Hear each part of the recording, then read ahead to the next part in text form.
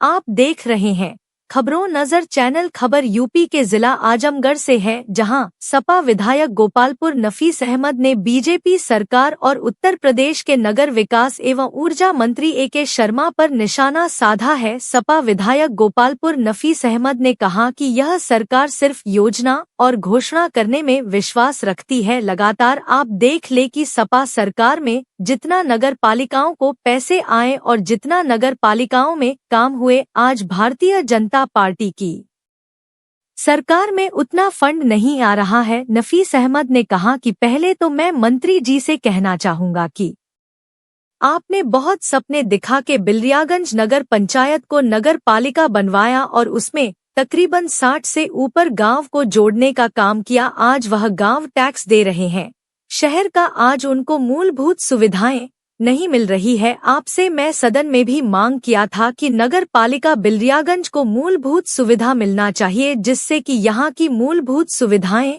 बेहतर हो। विधायक नफीस अहमद ने कहा कि सदन में माननीय मंत्री जी कहते हैं कि हम नगरों को 22 से 24 घंटे बिजली देने का काम कर रहे हैं, और मैं दावे के साथ कह सकता हूं कि नगर पालिका बिलरियागंज को बिजली मात्र 14 से 16 घंटे के बीच में मिल रही है, वह भी टुकड़ों में मिल रही है। जहां तक सवाल आजमगढ़ का है, तो आप आजमगढ़ में घूम कर देख ले कि भारतीय जनता पार्टी के 8 साल के कार्यकाल में कोई ऐसा काम हुआ हो, और जो काम हो भी रहे हैं वो अधूरे हैं।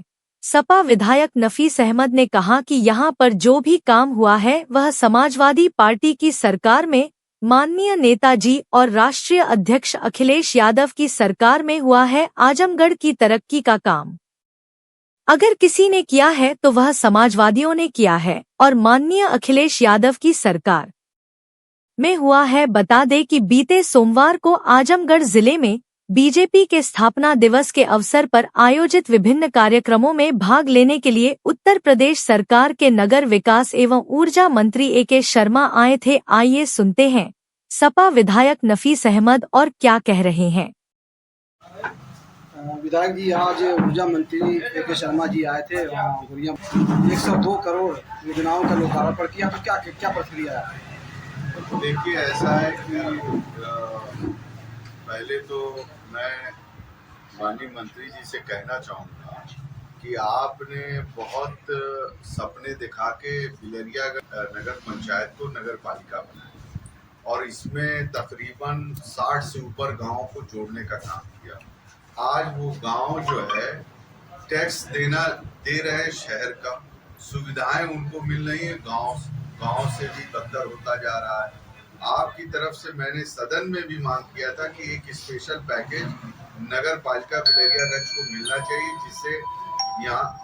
जिससे यहाँ की जो मूलभूत सुविधाएं हैं वो बेहतर हो सके।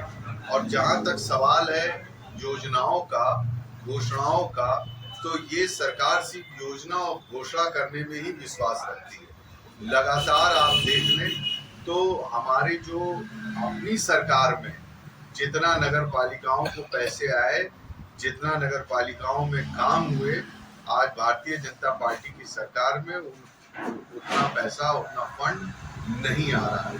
साथ ही साथ माननीय मंत्री जी, ऊर्जा विभाग भी उनके पास है। आप देख रहे होंगे जहां हम लोग इस वक्त बैठे हैं, लाइट नहीं है। ये नगर पालिका बिलरियागंज है, लाइट नहीं है।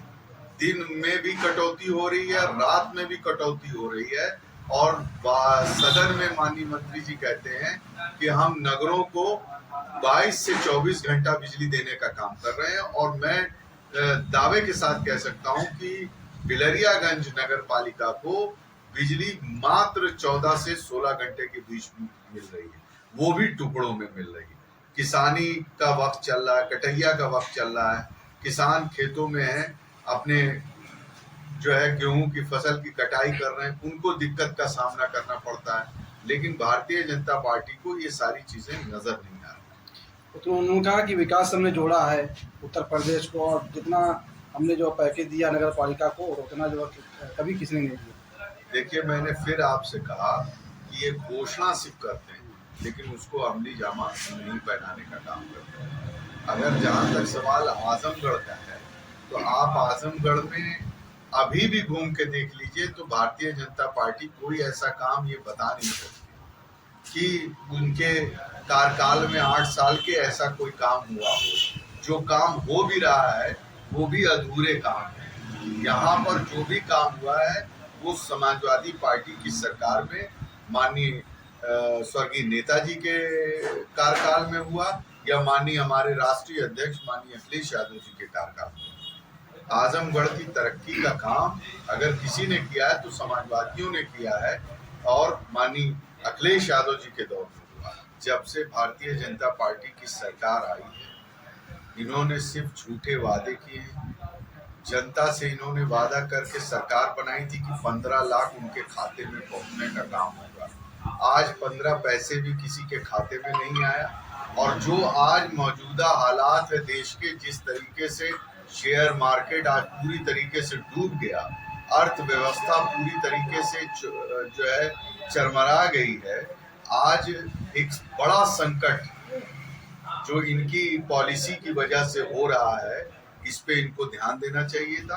और अब तो जनता ने मन बना लिया है, नौजवानों ने मन बना लिया है। भारतीय जनता पार्टी की सरकार में इन्होंने कहा था कि हम 2 करोड़ नौकरी देने का काम करेंगे हर साल, लेकिन नौकरी कहाँ है आपको सब पता है। इन्होंने कहा कि किसानों की आय हम दुगनी करने का काम करेंगे। किसानों की आय इन्होंने दुगनी नहीं की, बल्कि किसानों को जो खाद और यूरिया मिलती थी उसमें भी इन्होंने 10-10 किलो कटौती करने का काम किया। आज हॉस्पिटल के अंदर आप चले जाइए, गरीबों को दवा नहीं मिल पा रही है, इलाज की जो सुविधाएं मिलनी चाहिए वो नहीं मिल पा रहा है। और तो और सबसे बड़ी बात यह है कि हॉस्पिटल्स के अंदर भ्रष्टाचार फैला हुआ है।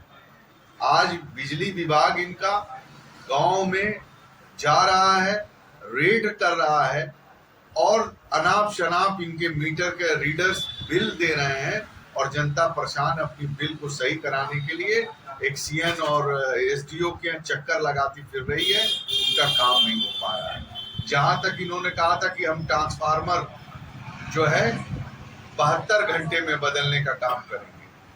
तमाम शिकायतें आती है कि ट्रांसफार्मर 72 घंटे नहीं 10-10 दिन तक और 15-15 दिन तक ये ट्रांसफार्मर नहीं बदल पा रहा। उन्होंने कहा कि हम गाँव में जो है वो उसकी क्षमता जो बढ़ाने जा रहे हैं।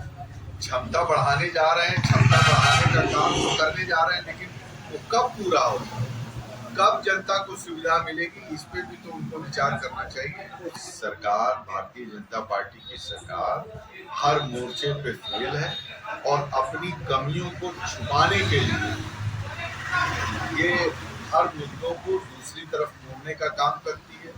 जब सरकार से नौजवान नौकरी मांगता है तो ये जो है हिंदू मुसलमानों की बात करने लगते हैं। जब किसान अपने हक की बात करता है, जब नौजवान रोजगार की बात करता है, जब लोग दवा इलाज की बात करते हैं तो ये 500 साल पुरानी बात शुरू कर देते हैं।